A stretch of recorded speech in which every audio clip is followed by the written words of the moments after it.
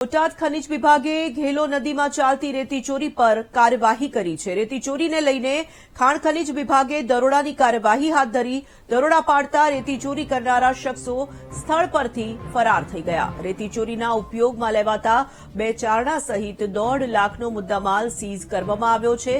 ખનીજ વિભાગે આગળની તપાસ હાથ ધરી છે। સંવાદદાતા રાજુ બારૈયા છે ફોન લાઈન પર। રાજુ, રેતી ચોરીને લઈને ખાણ ખનીજ વિભાગની શું કાર્યવાહી સામે આવી રહી છે?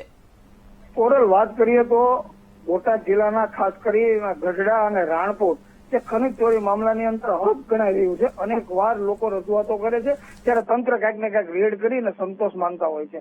આવી જ રીતે બોટાદ ખાણ ખનીજ વિભાગ દ્વારા ગઈકાલે ગઢડા તાલુકાના કેરાળા અને રામપરા ગામની વચ્ચે જે ગેલો નદી આવેલી છે આ નદીની અંદર ખાણ ખનીજની ટીમ ત્રાટકી હતી, પરંતુ ક્યાંક ને ક્યાંક રેતી ચોરો જે છે ખનીજ માફિયાઓ છે તે ફરાર થઈ ગયા હતા।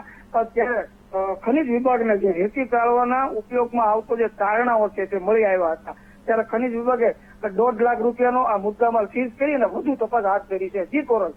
આભાર રાજુ।